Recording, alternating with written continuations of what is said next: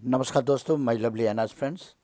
22 अक्टूबर से आप theory exam देने जा रहे हो। हॉल टिकट ऑलरेडी पब्लिश हो चुके हैं और जैसे कि अब डेफिनेटली बहुत सारे बच्चे प्रिपरेशन करना शुरू किए। कुछ बच्चे हैं कि शायद 3-4 महीना से काम को कर रखे आगे तक, बट मेजोरिटी बच्चों को मेरे को मालूम है वो महीना 1.5 महीना पहले सीरियस होते हैं और पढ़ाई शुरू करते हैं, ठीक प्रैक्टिकल से पहले।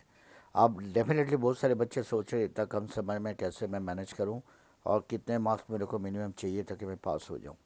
अब मैं इसी चलते इस वीडियो में टोटल एनालिसिस तुम्हारे साथ करने वाला हूं, एकदम ब्लूप्रिंट समेत, सो दैट तुम्हें बिल्कुल किसी तरह की कन्फ्यूजन ना हो और इसी बेस पे आप तैयारी कर सकते हो कि आपको पता चल जाएगा कि मेरे को इतना तो स्कोर करना ही करना है।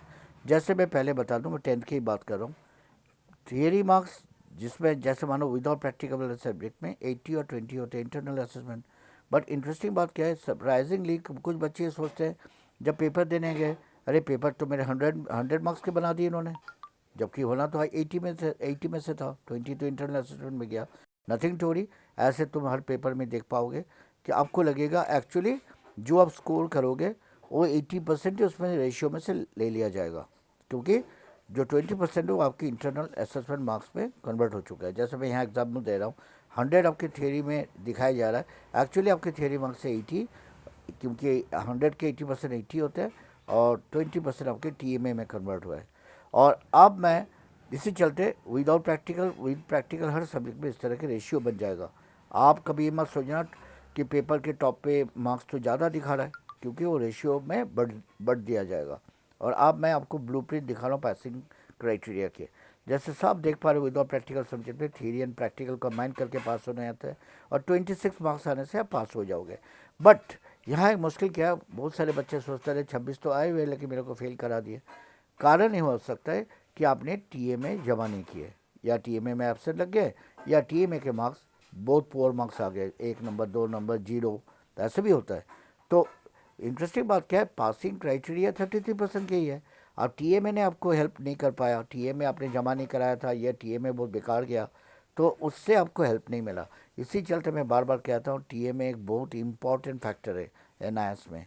इसी चलते जिन बच्चों ने ये समझ लो TMA के मार्क्स तो अब आपको मिल चुके हैं, और TMA में जिनको हैंडसम मार्क्स मिल गए वो काफ़ी मीलों तक आगे निकल गए हो, क्योंकि आप कंबाइन करके 26 आपको लेने थे और मानो आपने 20 पे 20 ले ली TMA, तो आप तो वैसे ही बॉर्डर पे पास होते हुए भी आप पहुंच जाओगे 46 पे।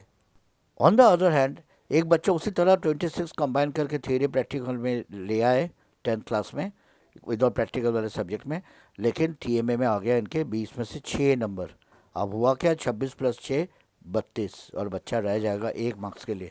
तो कई बार बच्चा इस कंपैरिजन करके कहता है सर वो बच्चा पास हो गया, वो तो बॉर्डर में पास हो गया था लेकिन मेरे को बॉर्डर में पास नहीं करा, क्योंकि टोटल में आप 33 से नीचे रह गए हो। तो आप समझ रहे हो TMA के कितने इंपॉर्टेंट रोल है। इस तरह आप 12th क्लास में भी देख लो, वही वाली बात है।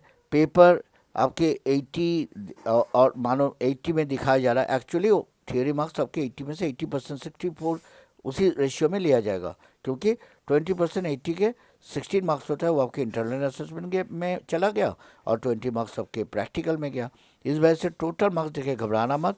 इस तरह data operation, computer science, painting, सबके रेशियो देखो, 80% थियरी, 20% असाइनमेंट और बाकी बचा मार्क्स प्रैक्टिकल के लिए।